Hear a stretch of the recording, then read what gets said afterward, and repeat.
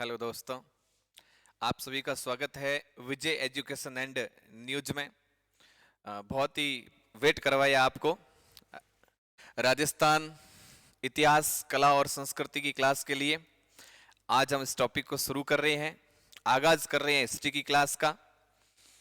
History की class में हम सबसे पहले राजस्थान की कला और संस्कृति के बारे में बात करेंगे। हालांकि ऐसा लगता है कि सर पहले जब तक इतिहास नहीं होता तब तक कुछ अधूरा अधूरा सा लगता है, लेकिन वहीं पर भी बात करेंगे।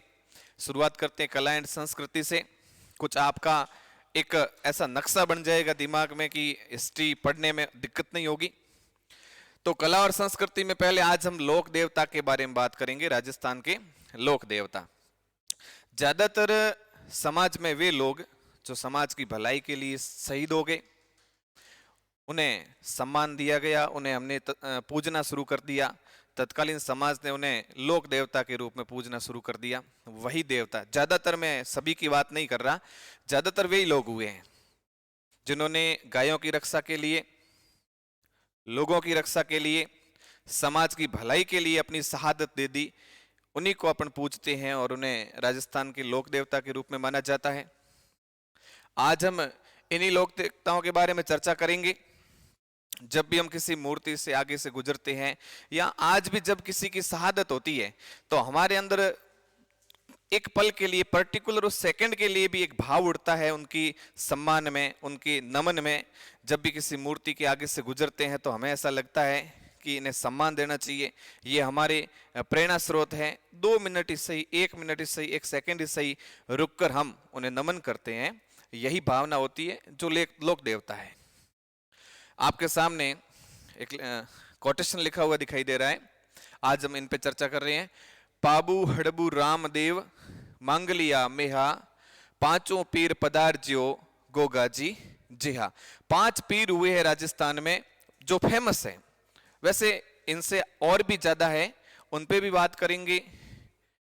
पाबू जी, हड़बू जी, रामदेव जी, मेहा जी और गोगा जी, ये 5 पीर हैं, इन पे बात करेंगे। उसके बाद और भी देवता हुए हैं, देव नारायण जी, मल्लीनाथ जी, तल्लीनाथ जी, इन तमाम लोक देवताओं के बारे में बात करेंगे। लेकिन आज मैं पहले बात करूंगा पाबू जी के बारे में। आज हम पाबू जी के बारे में पढ़ेंगे। पाबू हड़बू रामदेव मांगलिया मेहा, पांचों पीर पधार्जियो गोगा जी जिहा। ये 5 पीर हुए हैं। और पीर इन्हें क्यों कहा जाता है? पीर इसलिए कहा जाता है कि ऐसे लोक देवता या ऐसे वे महान पुरुष जो समाज की भलाई के लिए जिन्होंने शहादत दी, और उनकी प्रेरणा लेके उन्हें हिंदू भी पूजते हैं और मुस्लिम भी पूजते हैं। इन दोनों जातियां जब इनको पूजती है, दोनों धर्म इनके प्रति समर्पित होते हैं, उन्हें नाम दिया गया है पीर। ये 5 पीर हैं। आज हम पाबू जी के बारे में बात कर रहे हैं। पाबू जी राठौड़ बिल्कुल रॉयल फैमिली से बिलोंग करते हैं। पाबू जी राठौड़, इनका जन्म कब हुआ, इनके मम्मी का नाम क्या, पापा का नाम क्या, इनका विवाह किससे हुआ और क्या वजह रही कि लोगों ने इनको पूजना शुरू किया और इन्होंने कौन सी शहादत दी है। तो पाबू जी का जो जन्म है, पाबू जी का जन्म कोलूमंड गांव, जोधपुर में है। जोधपुर में एक गांव है कोलूमंड, जहां इनका जन्म हुआ। इनके पिताजी का नाम धांधल जी, धांधल जी। इनकी माता का नाम है कमला दे। धांधल जी मारवाड़ के एक राजा हुए हैं, राव दुहड़ जी, उनके छोटे भाई हैं। राव दुहड़ जी बहुत ही फेमस राजा हुए हैं, उनके बारे में बात करेंगे। तो मैं ऐसा कह सकता हूं कि जो पाबू जी है और जो धांधल जी है वो किसी रॉयल फैमिली से बिलोंग करते हैं, तो इसमें कोई अतिशयोक्ति नहीं है। मारवाड़ के शासक राव दुहड़ जी के छोटे भाई धांधल जी, जो अपने कुल देवी नागनेची माता की प्रतिमा कर्नाटक से लाए और पूजा शुरू की, उन्हीं के परिवार से बिलोंग करते हैं। पाबू जी तो बिल्कुल रॉयल फैमिली से, और वैसे राठौड़ वंश लिखा हुआ है, ये राठौड़ है तो रॉयल फैमिली से ही है। इनकी पत्नी का नाम है फूलम दे।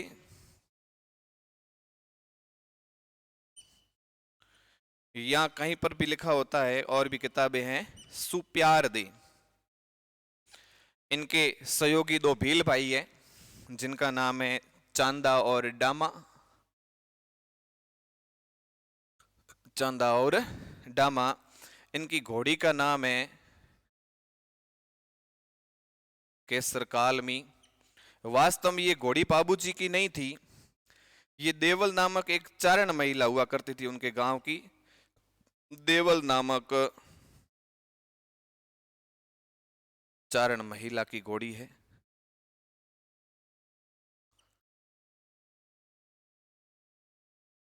इनका जो मेला है चैत्री अमावस्या, चैत्री अमावस्या को इनका मेला भरा जाता है इन्हीं के गांव कोलू मंड में। बाबूजी का मेला भरा जाता है, पूरा बोर्ड आपके सामने भरा हुआ है बाबूजी के संबंधित जानकारी से। बाबूजी राठौड़ पांच पीर में हम सबसे पहले बाबूजी राठौड़ के बारे में बात कर रहे हैं। इनका जन्म कोलूमंड, जोधपुर के पास एक गांव पड़ता है कोलूमंड, वहां इनका जन्म हुआ। इनके पिताजी का नाम धांधल जी, जो रावदूड़ के छोटे भाई। रावदूड़ जी मारवाड़ के शासक रहे। और इनकी माता का नाम है कमला दे। इनकी माता के बारे में यह कहा जाता है कि इनकी माता एक अप्सरा थी, एक परी थी। कैसे?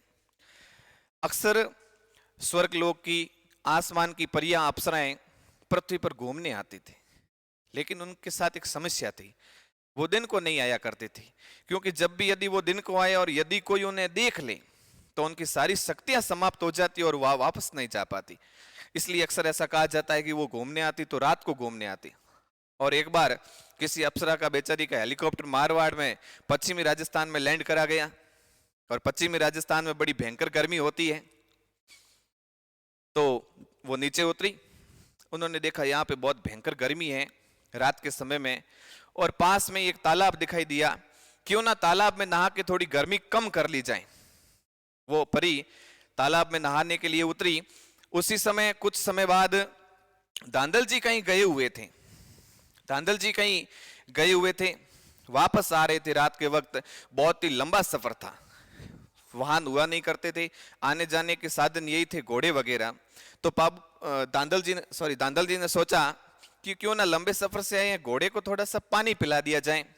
वो अपने घोड़े को तालाब के किनारे लेकर गए।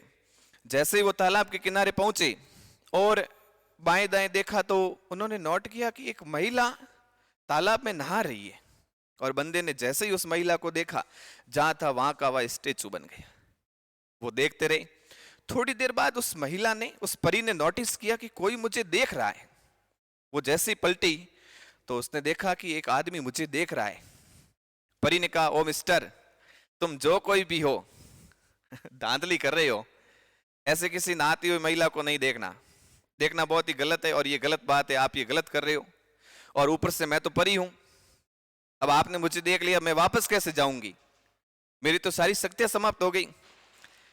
बाबूजी ने कहा, कमबख्त, कौन चाहता है कि आप वापस जाएं? परी बाहर आई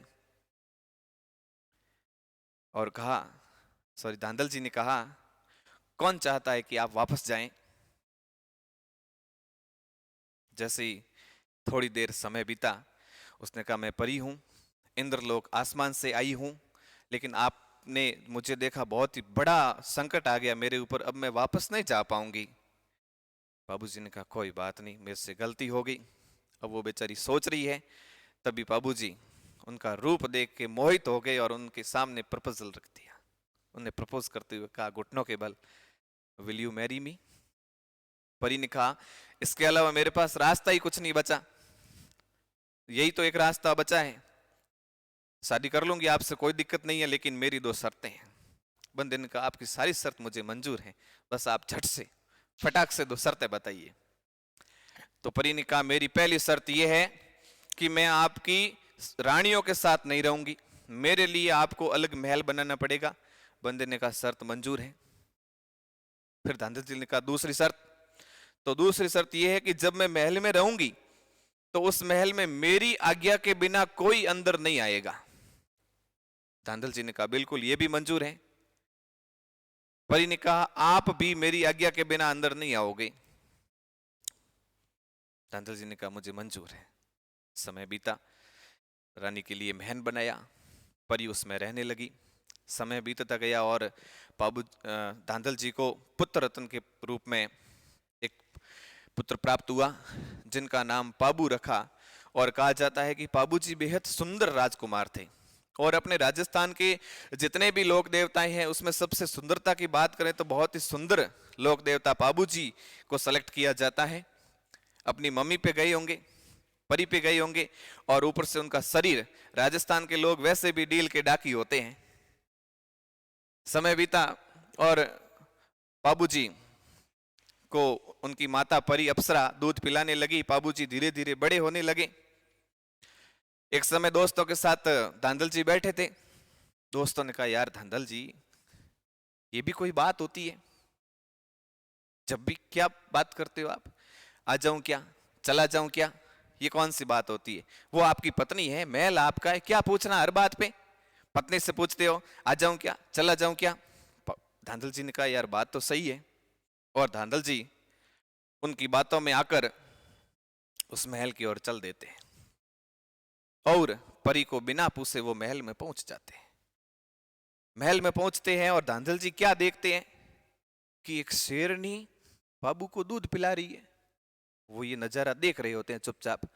तभी उस शेरनी की नजर धांधल जी पे पड़ती है और वो अपना रूप बदलती है और वापस उसी अप्सरा और परी के रूप में आती है और कहती है बस इसी दिन के लिए मैंने आपको मना किया था, इसी दिन के लिए मैंने आपको मना किया था, लेकिन आपने मेरी बात नहीं मानी और बिना आज्ञा के आप अंदर चले आ गए।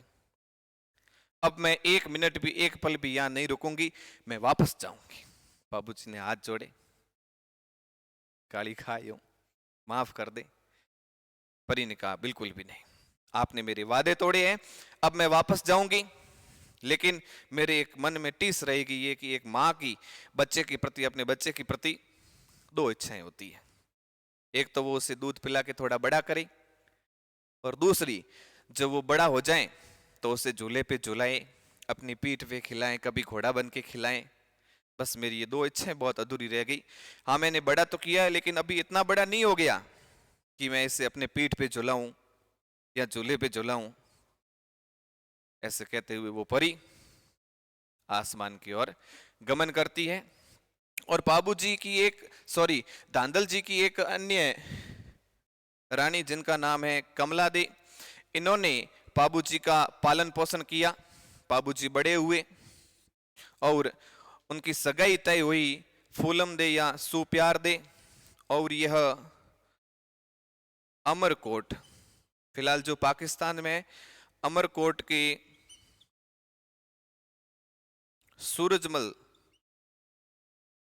सूरजमल की राजकुमारी थी। सूरजमल की राजकुमारी, अमरकोट के सूरजमल जी सोडा,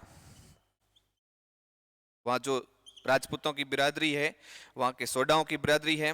अमरकोट के राजा सूरजमल की राजकुमारी, इनके साथ इनकी सगाई तय हुई।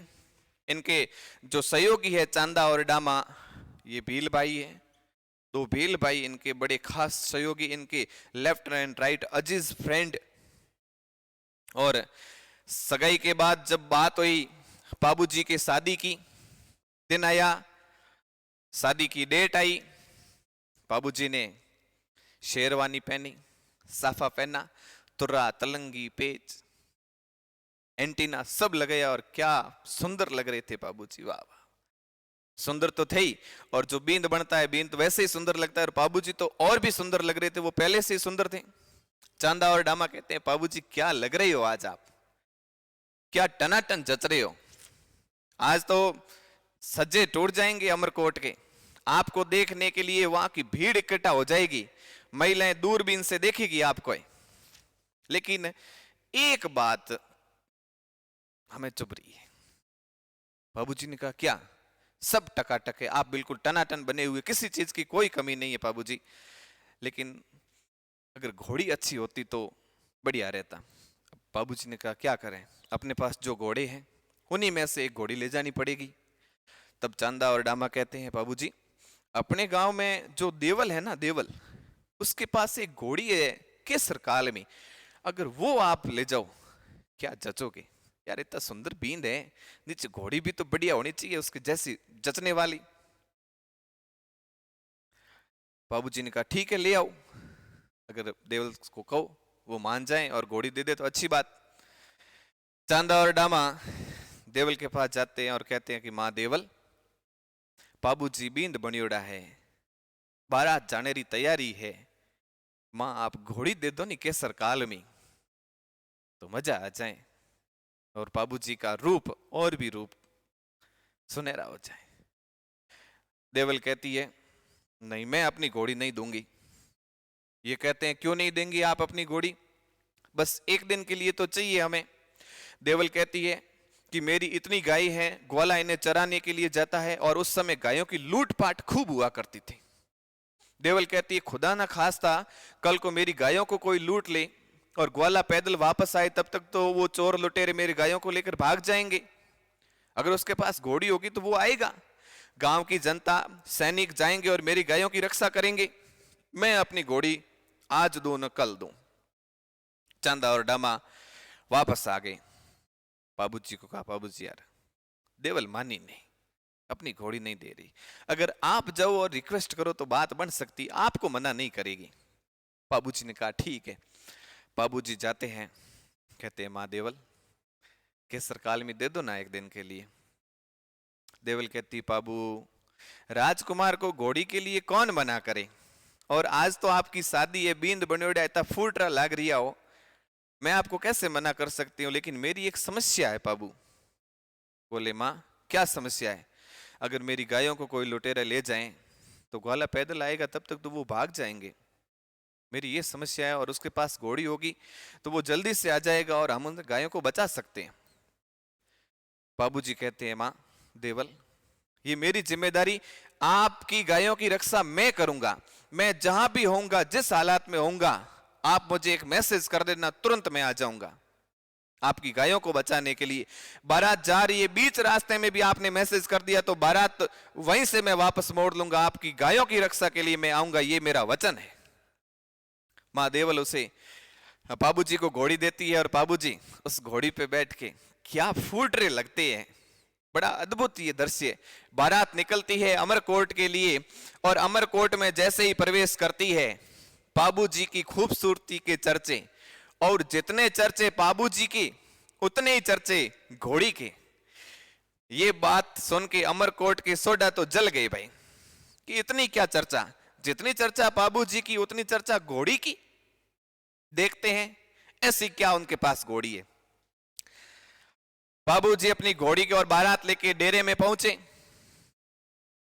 सोडा साहब वहां उनके स्वागत में, उन्होंने कहा लोग आपकी घोड़ी के बारे में इतनी चर्चा कर रही है, हम भी तो देखें ये क्या कौन सी बला है।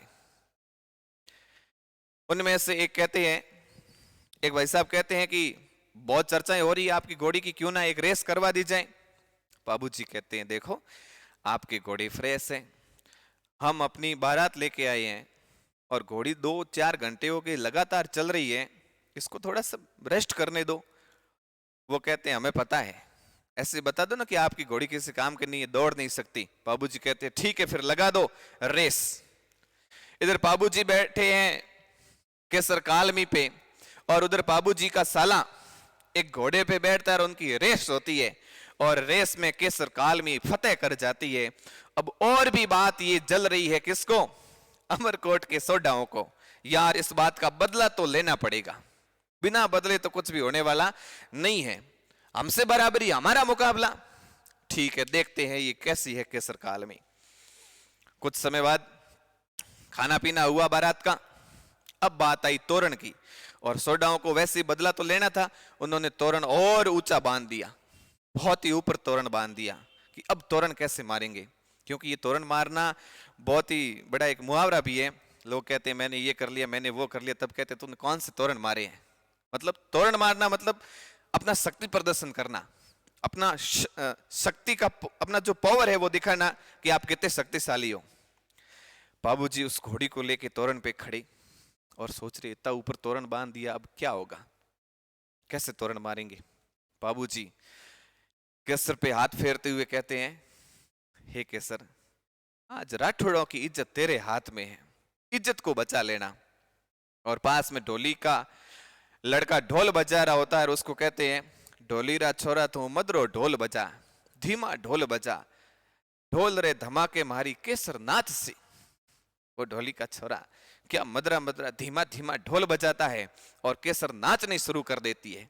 और नाचते नाचते अचानक बाबूजी उसकी लगाम खींचते हैं और केसर अपने अगले दोनों पैरों को हवा में कर लेती है। और जैसे ही वो हवा में करती है, बाबूजी अपनी तलवार से तोरण मार लेते हैं। इस बार बाबूजी मुस्कान के साथ स्लो मोशन में नीचे आ रहे हैं। और भी ज्यादा चर्चे, जितने चर्चे बाबूजी के उतने चर्चे केसर के। पास में दूर खड़ी फूलम दे की सहेलियां ये सोचती है, काश ये मेरा होता, ऐसा हमारा होता, क्या जलवे हैं बंदे के। जब ये बात फूलम दे को सहेलियां बताती है तो फूलम दे कहती है, क्या बात है, अपने वाला बाहर तो क्या बैंड बजा रहा है भाई, है बड़े बड़े कांड कर रहा है। अब बाबूजी गए फेरों में, पूरा मंडप सजा हुआ, पंडित जी बैठे इंतजार कर रहे हैं। बाबूजी आ रहे हैं बड़े शान से, उनको बिठाया, हथलेवा हुआ और अब रस्म होनी शुरू हुई फेरों की। बाबूजी ने पहला फेरा लिया, दूसरा फेरा लिया, तीसरा फेरा लेके बैठे। 3 फेरों में बींदनी आगे होती है, बींद पीछे होता है। 3 फेरे लिए और जैसे ही 3 फेरे लिए, इधर से देवल गालियां निकालती हुई, बाल बिखरे हुए, भागती हुई आ रही है। मंगते, मैंने तुझे पहले ही कहा था तू मेरी घोड़ी मत ले जा, मेरी गायों को लूट लिया है और तू यहां बैठे फेरे ले रहा है। देवल की गायों को कौन बचाए, तुम्हें तो फेरे लेने हैं, बींदनी ले जानी है, मजे मारनी है, देवल की गायों को कौन बचाए, मैंने पहले ही कहा था। बाबूजी कहते हैं, मां देवल धीरज धरो, बाबू ने वचन दिया है आपको, आपकी गायों को बचाएंगे।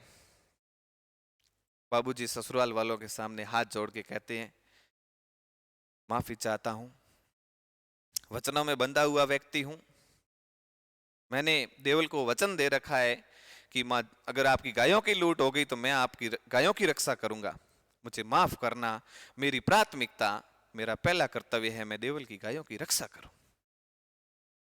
और फूलम दे को कहते हैं, फूलम दे रही जिंदगी तो मैं वापस आके चौथा फेरा कंप्लीट करके तुझे ब्याह के ले जाऊंगा। और वहीं से केसर कालमी पे बैठते हैं और चढ़ाई कर लेते हैं। और बाबूजी इन लुटेरों का पीछा करते हुए बहुत ही तीव्र गति से अपनी केसर कालमी पे युद्ध के लिए जाते हुए और लुटेरों का पीछा करते करते बाबूजी आ जाते हैं तेचू गांव। जोधपुर के पास है ये गांव। और यहां पे लुटेरों को पकड़ लेते हैं और लुटेरों को पकड़ के युद्ध करते हैं। किसके साथ? जिंदराव खींची के साथ। जिंदराव खींची जो चौहान वंश के हैं, चौहानों की एक ब्रांच है। और ये जिंदराव खींची जायल के राजा है। कहां के राजा है? जायल के राजा है। और रिश्ते में ये बाबूजी के रियल बहनोई है। इनकी बहन की शादी जिंदराव खींची के साथ हुई है। अब आप में से कई ये सोच रहे होंगे, सर जब बाबूजी की शादी थी तो जिंदराव खींची साहब बारात में ही तो थे? नहीं, क्योंकि जिंदराव खींची की बाबूजी के परिवार से बनती नहीं थी। बड़ा एक बेतुका व्यक्ति है ये जिंदराव खींची, इसलिए शादी में गया नहीं। और उसने मौका देखा कि आज तो बारात वहां गई है, गांव के लोग वहां गए हैं, गांव में कोई लोग है नहीं और मैं गायों को लूट लूं। बड़ा मौका देखा था जिंदराव खींची ने बाबूजी को नीचा दिखाने के लिए कि तुम्हारे गांव से मैं तुम्हारे नाक के नीचे से तुम्हारी गायों को उठा के लेके आ गया हूं। युद्ध करते हैं जिंदराव खींची के साथ और बाबूजी मां देवल की गायों को बिल्कुल बचा लेते हैं, खरोच तक नहीं आने देते। लेकिन उस युद्ध में बाबूजी युद्ध करते करते वीर गति को प्राप्त हो जाते हैं। वीर गति को बाबूजी प्राप्त हो जाते हैं।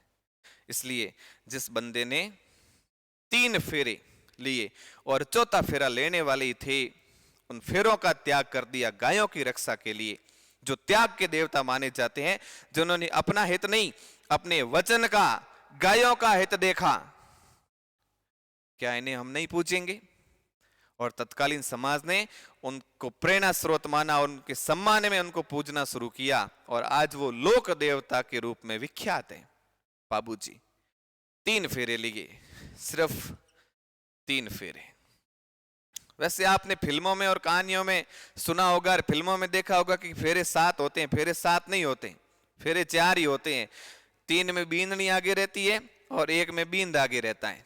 आप में से जो भुगत भोगी है उनको पता है फेरे 4 ही होते हैं, 7 नहीं होते। तो फेरे 3 ही होते हैं।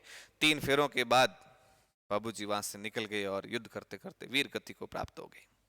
ऐसा कहा जाता है कि बाबूजी लक्ष्मण के अवतार है। लक्ष्मण के अवतार, राम के छोटे भाई लक्ष्मण के अवतार माने जाते हैं। बाबूजी गोरक्षक देवता है। सबसे पहले यदि मारवाड़ में ऊंट लाने की बात कहें तो सबसे पहले मारवाड़ में ऊंट बाबूजी लेके आए थे।